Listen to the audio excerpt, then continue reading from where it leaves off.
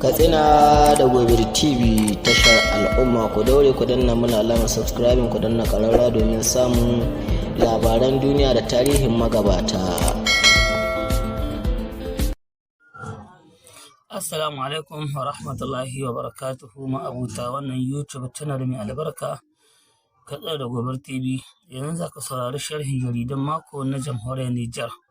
Idan wanka shine farkon zuwanka, ka daure ka danna mana subscribing ko kuma abone, sannan kuma ka danna mana alamar ƙararrawa ta da ka samun shirye-shirye mu da zaran mun dora. Mun gode. Katsina da Gobir ta ku ci. Kuma zan gabatar. Daɗa shi kenan, sakamakon binciken almandahana ya soma bayyana. Hukumar Kwaldef ta soma cika aikinta a gaishe ki hukumar yaƙi da al'amuran cin hanci da rashawa Kwaldef. An gaishe ki a ayyutotun da dai kin soma kwallo wa ƙasa alhakinta. A yanzu haka hankulan ɓaran ƙasa suna can hudu sun tashi a rike-rikice na ganin cewa hukumar Kwaldef ta soma aiwatar da jan ƙoƙarin aiki na bankaɗo tarin mutane waɗanda suka tattaki dukiyar ƙasa ta ɓarauniyar hanya. Jaridar Lanketar kace tulin tarin kammalallun rahotannin ayyukan bincike da dama ne ita dai wannan hukuma ta Kwaldef ta karba daga cikin hannuwan tsohuwar hukuma ta yaki da al'amuran cin hanci da rashawa a Nijar cewa da Alsiya da na sifetoci masu bincike, sannan ga wannan jerin mutane waɗanda aka tuhuma da laifuffukan kudin kurna da dukiyar ƙasa ga sanan jeri waɗanda ake ta kira da su je su bada bayani a gaban wannan hukuma ta Kwaldef. Jaridar ta ce yau a cikin jerin mutanen da ita hukumar ta Kwaldef ta yi kira a gabanta akwai tsohon ministan gidan gona shugaban jam'iyyar MPR jamhuriya cewa da Abuba Albade, shi ma wai Kwaldef ta yi kiran shi. Tsohon ministan gidan gona Abuba Albade ya je a gaban ita wannan hukuma a cewar jaridar akan batun wani rahoto na aikin binciken sifetoci waɗanda suka gano wata alamar digirgire, wata murɗiya wai da ake tsammanin ta wakana a lokacin shi a ofishin ministan gidan gona da wata gidauniyar tattalin harkokin kiwo cewa da Fosel. Jarida ta ce to wai ma kuɗi sefa nawa ne ake zargin cewa Abuba Albadan ya babbake? Shin sefa miliyan 800 ko ma dai fiye da haka? Ba amsa a jaridar. Ta ce malam fa yanzu ne aka soma yanzu ne aka soma sauraron jerin gurzan barayin ƙasa. Ta ce saboda hukumar ta Kwaldef da gaske take ta hau kama aikin ta ba wasa kuma ba sani ba sabo. Ta ce duk wani barawo da ya san ya saka da ya san ya yi hida ya yi wa dukiyar ƙasa zarar tun to ya maido. Ta ce ai kana gani ta bakin shugaban hukumar ta Kwaldef Kanal Abdulwahid Jibo, hukumar ta Kwaldef ta yi kokarin karɓo makodan kuɗaɗe sefa, kuɗi sefa miliyar 15 da miliyan 744 da 'yan kai ga hannun mazurai. Ta ce tuni dai kuɗi sefa miliyar 12 da miliyan 38 da 'yan kai hukumar ta riga ta zuba su a cikin asusu bitalmalin ƙasa. Saura kuɗi sefa miliyar 3 da 'yan kai da ake zaman shirin karɓowa. Kai a gaishe ta Kwaldef. A gaishe ki. Jaridar Lotin Republican ta ce to ku dakata, akwai sarkakiya nan haka tsakanin Kwaldef da kungiyar alƙalan shari'a Saman, inda ita kungiyar ta alƙalan shari'a Saman ta fitar da wata sanarwa a wannan mako inda ta yi kashedi zuwa ga Kwaldef dan kar a je ta yi tsambare a cikin tafiyar wannan aiki nata. A cikin sanarwar Saman kin ta ce ta yi la'akari da furucin da shugaban hukumar Kwaldef kin yayi a kwanakin ba cewa wai aikin da ake zaman jira su yi akwai sauran dosiye suna can ga hannuwan juju, suna can ga hannuwan hukumomin shari'a, akwai dosiye waɗanda ba su ga hannunsu. Yace suna nan ma suna ta yin kokarin ganin wace hanya za su bi na su ga cewa sun karɓo waɗannan dosiyan ga hannunsu su yi aikin da ake zaman jiran su. Saman kin tace to idan aka yi hakan ba a yi daidai ba, to ganin hakan ne yasa ita kungiyar ta Saman ta yi kira ga abokan aikin ta magoya bayan ta alƙalan shari'a waɗanda ke cikin ita wannan hukuma ta Kwaldef da su kaura cewa wannan hukuma ta Kwaldef. Yo ai ba ma tsakanin Kwaldef kin da Saman kin ba kaɗai ne aka samu saɓani, hatta da tsakanin Kwaldef da mambobin tsohuwar hukumar Alsiya ta yaƙi da al'amuran cin hanci da rashawa. A nan ma an samu wani saɓani. Jarida ta ce shi da kanshi shugaban hukumar ta Kwaldef ya yi furucin cewa ai mambobin tsohuwar hukumar Alsiya sun da gargazar da na'urar kundi ma'ashiyar takaddun bayanai. Ta ce yau nan take mambobin tsohuwar hukumar ta Alsiya suka mayar da martani suka sanar cewa dukkanin takaddun bayanan da ake bukata suna nan ashe ba a lalata komai ba. Ta ce abin ƙarin haske a nan shine wato takaddun dosiye na binciken da ita hukumar ta Alsiya ta yi a lokacin dosiye 121 da kuɗi sefa miliyan 200 da motoci guda guda 11 da kayayyaki na buro. Ita kwaldaf kin ta gada daga hannun tsohuwar hukuma ta Alsiya. Jarida ta ce ga labari na baya-bayan nan cewa ma ake wai a farkon wannan mako an ma wani zaman taro na faɗa wa juna gaskiya a tsakanin mambobin hukumar ta kwaldaf da mambobin tsohuwar hukuma ta Alsiya, inda a nan ne aka fahimci juna.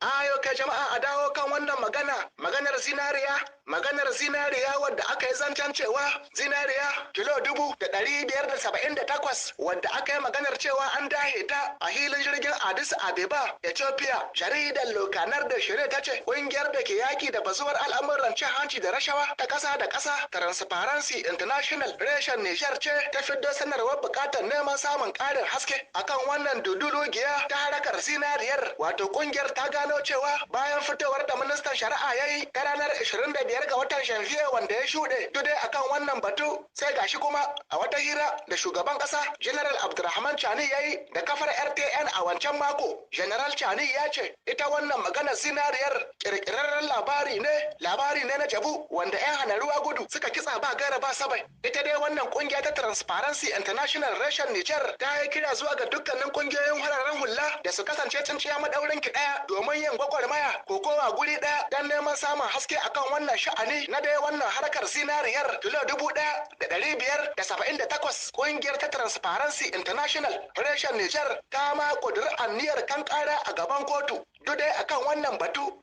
To sai a makon gobe idan fa Allah ya yi.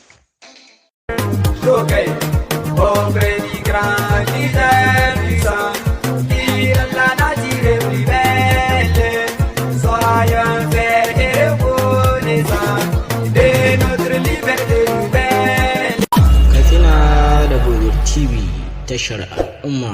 Ku daure ku danna mana alamar subscribe, ku danna mana ƙararrawa domin samun shirye-shiryenmu da zarar mun dora.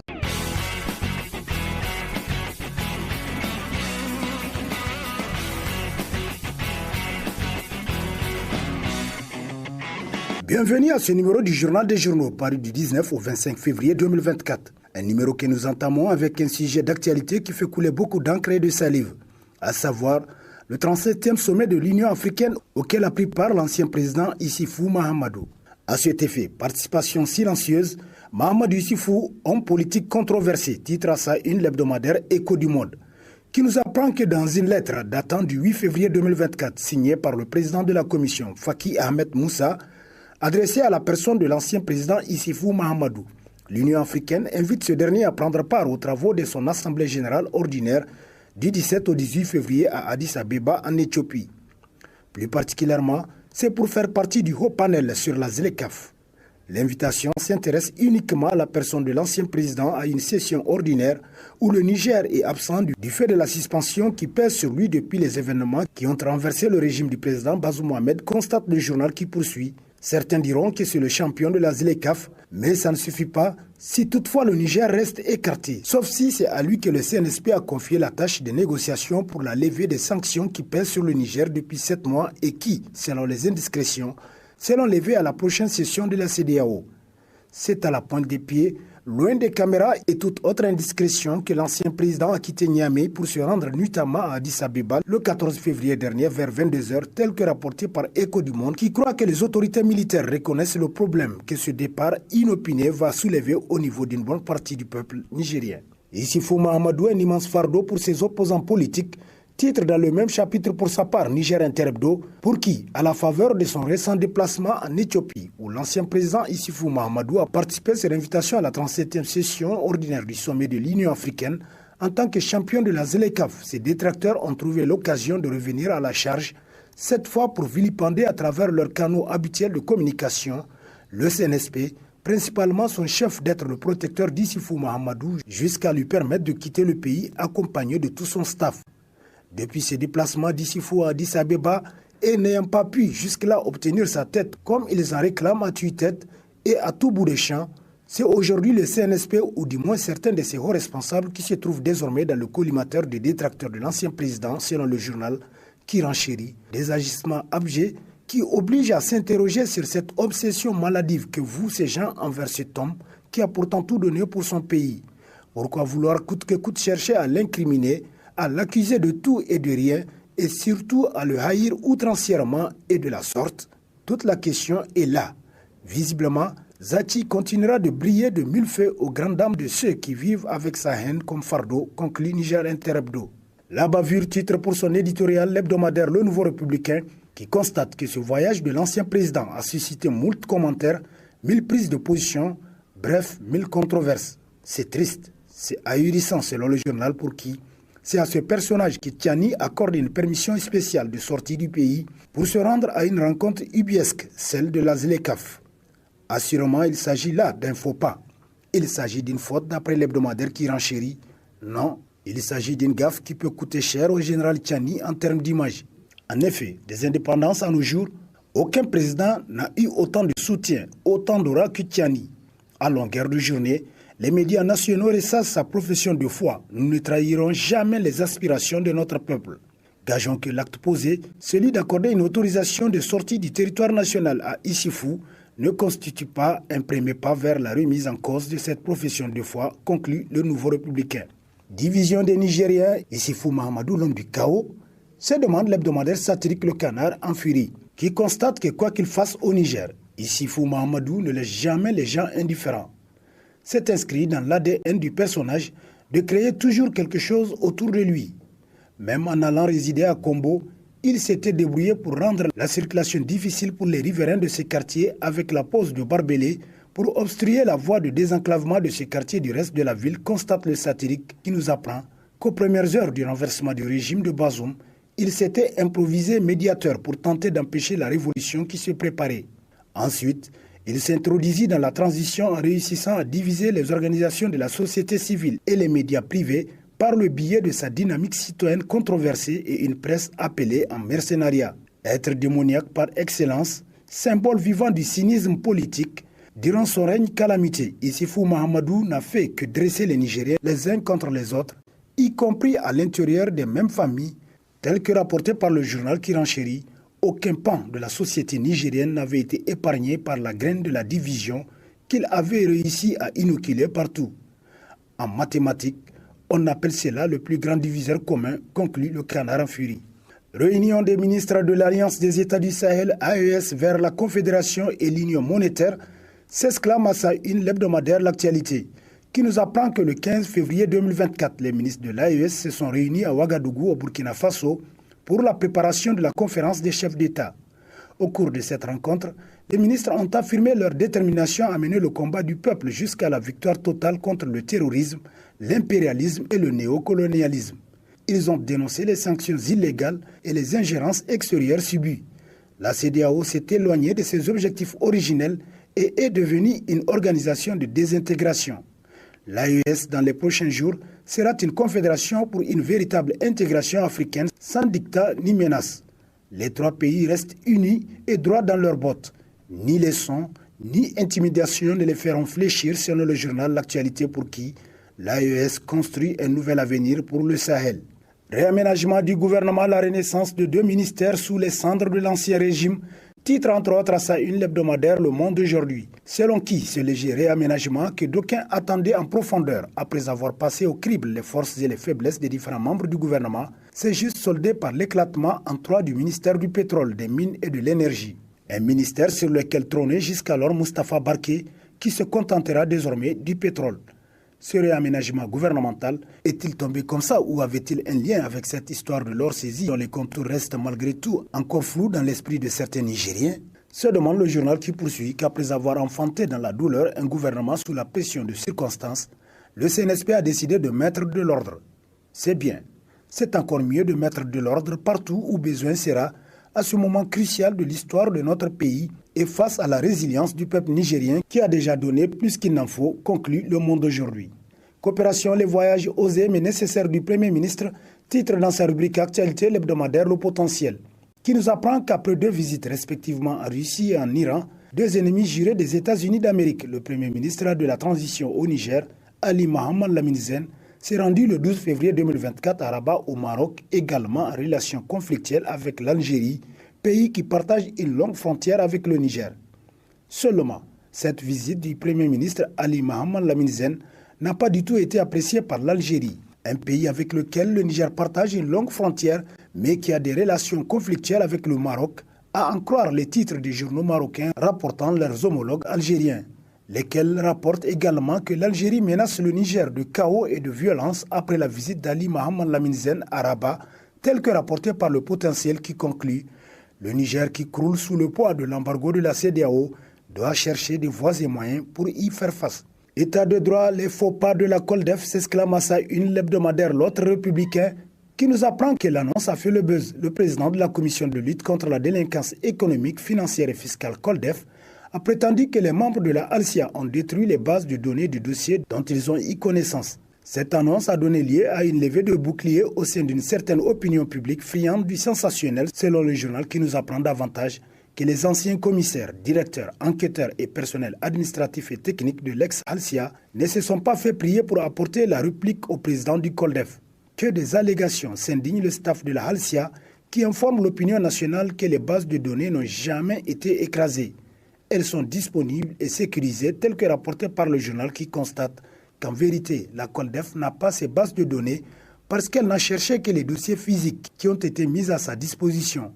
Aux dernières nouvelles, l'hebdomadaire dit apprendre qu'une réunion de vérité s'est tenue en début de cette semaine entre responsables de la Coldef et ceux de l'ex-Halcia. Des données écrasées, il n'en est rien du tout. Le président du Coldef l'aurait reconnu et souhaitait tourner la page de cette grave accusation contre la direction de l'ancienne Halcia, conclut l'autre républicain. Coldef, le colonel Abdelwahid Jibo annonce la mobilisation de plus de 15 milliards de francs CFA cash, s'exclame dans la rubrique à Société de sa parution en date du 21 février 2024, le quotidien privé Mouria La Voix du Niger, qui nous apprend que le 16 février, le président du Coldef, le colonel de la gendarmerie Abdelwahid Jibo a annoncé que son institution a recouvré à date quelques 15 milliards 744 millions, dont un peu plus de 12 milliards de francs CFA déjà encaissés et des engagements de quelques 3 milliards 705 millions de francs CFA. Ce bilan a été rendu public à l'issue d'une rencontre avec le président du CNSP, chef de l'État, le général de brigade Abdourahmane Tchani, qui leur a signifié tout son satisfecit, tout en leur renouvelant son soutien dans la conduite de leur mission. Selon le président de la Coldef, ses membres ont pour leur part rassuré le chef de l'État de leur engagement à mener à bien la mission dont ils sont investis, tel que rapporté par Mouria La Voix du Niger, qui nous apprend davantage que le colonel Abdelwahid Jibo a toutefois déploré le fait que tous les dossiers que la Coldef devait hériter de la Halcia sont vides.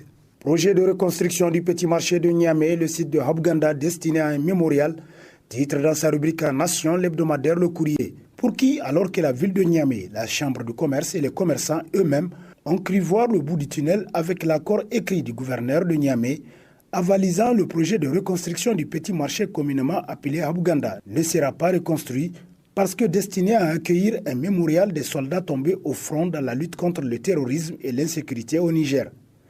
Une douche froide pour tous ceux qui mettent en avant le caractère du monument historique de Habganda à préserver, le marché remontant formellement à 1935. Le coût encaissé, l'opinion nationale commence à se poser une question. La décision est-elle du CNSP ou est-elle antérieure au CNSP?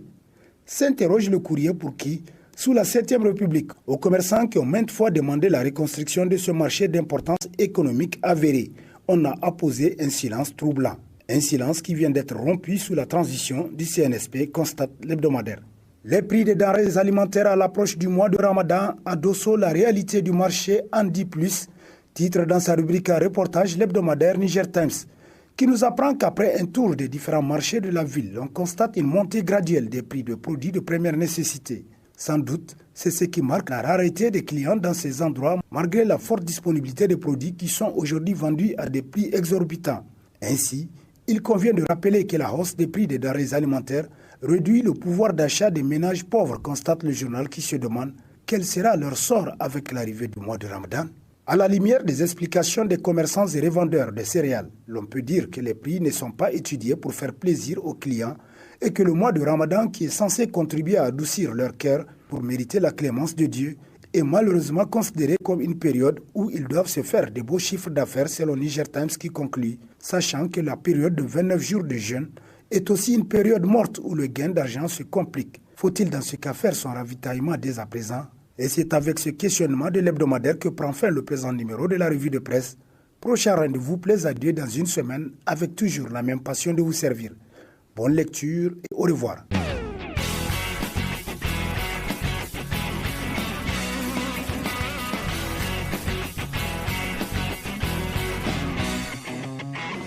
Allah ka amshi addu'ar mu ka fifita mu a cikin ƙasar mu ka fifita ta a cikin duniya da lahiya da arziki da zama lahiya da haɗin kai da ci gaba. Allah kai ne mafi sani, kai ne mafi cikar mulki, kai ne mafi sani da bukata, kai ne ka san me muke so kuma ka san me muke tsoro, kuma kai ka san me zai same mu. Allah ka kwabe mana dukkan abin da muke tsoro, ka ba mu dukkan abin da muke nema. Allahumma salli ala sayyidina Muhammadin salatan kamilatan wa sallim salaman taman ala sayyidina Muhammadin allazi tunhalu bihi al-qad wa tunfaraju bihi al-qurab wa tuqra bihi al-hawa'ij wa tunalu bihi ar-raghaib wa husn al-khawatim wa yustasqa al-gamam bi wajhihi al-karim wa ala alihi wa ashabihi fi kulli lamhatin wa nafsin bi adadi kulli ma'lumin laka ya rabbal alamin. Fatiha. Assalamu alaikum.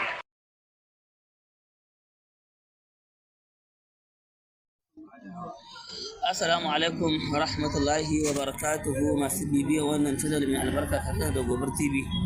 Muna muku barka da warhaka, muna muku barka da kuma muna muku fata alkhairi kuma muna miƙa godiya ta jinjina ga yadda kuke bibiyan mu.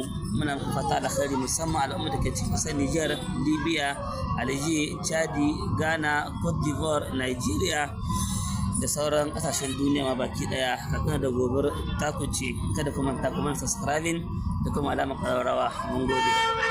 Nijar kin zama rana mai haske, Nijar kin zama turare mai kamshi, Nijar kin zama budurwa kyaukyawa ta warki kowa yake. Yau Nijar kina da buskai, Nijar yau kina da masoya. Katsina da Gobar TV tashar al'umma. Ku dole ku subscribe ku da na zama kamar domin samun shirye-shiryen mu da zarar mun gora.